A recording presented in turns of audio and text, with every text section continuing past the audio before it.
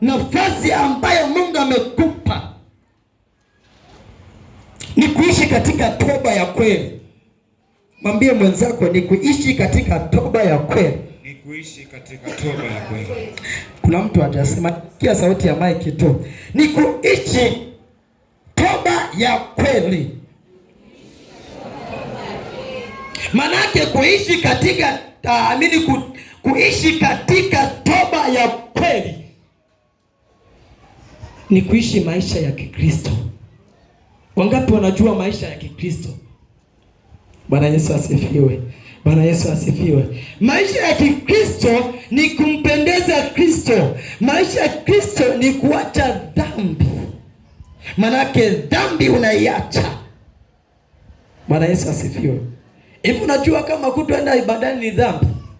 Bwana Yesu asifiwe sana. Wangapi wanaamini kutoenda ibadani ni dhambi? Bila sababu.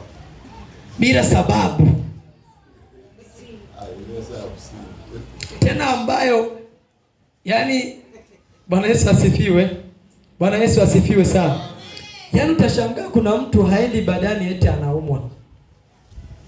Ili mtu anasema mimi siwezi kufika ibadani kwa sababu ninaumwa.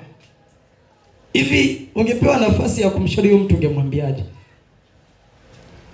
Wakati wa Biblia inatuambia Yesu anaponya. Ila kuna mtu analala nyumbani. Ibadani hawezi. Bwana Yesu asifiwe. Maisha ya Kikristo ni maisha ambayo inabidi uishi maisha ya kumpendeza Mungu, ya kumpendeza Kristo. Manake wewe katika maisha yako Yesu akikutazama anaona hapa nina Mkristo. Bwana Yesu asifiwe. Vile ambavyo ukimwona mtoto wako, Bwana Yesu asifiwe, hapa huyu ni mwanangu. Yaani kuna mtoto kimwona, ila huyu ni mwanangu.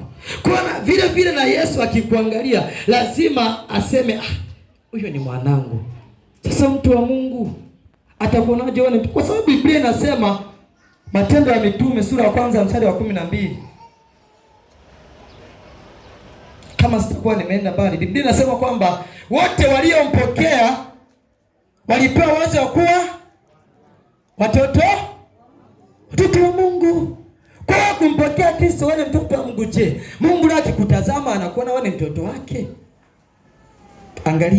Angalia ya nyuma. Angalia uliyofanya 2025. Ni kweli anadhihirisha wewe mtoto wa Mungu. Mungu amekupa nafasi ya kutengeneza mwaka huu. Mchapie Bwana makofi ya shangwe.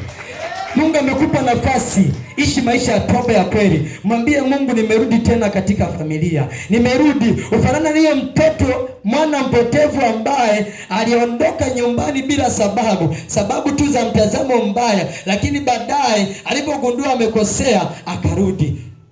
Fanyika kama yule mtoto mwana mpotevu. Rudi mbele za Mungu katika huu mwaka. Mwambie Mungu, 2025 ni kweli nilikuchiti.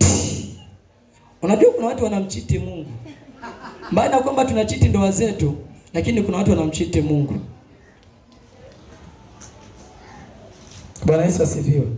Kwani si ndio vile Mungu amesema usiibe? Sasa mbona watu wanaiba? Usimemchiti Mungu. Bwana Yesu asifiwe. Umemdanganya Mungu. Inawezekana kuchiti neno gumu. Umemdanganya Mungu. Mwambie mwenzako acha kumdanganya Mungu. Acha kumdanganya Mungu. Matendo ya Mitume sura ya 3 na mstari wa 19.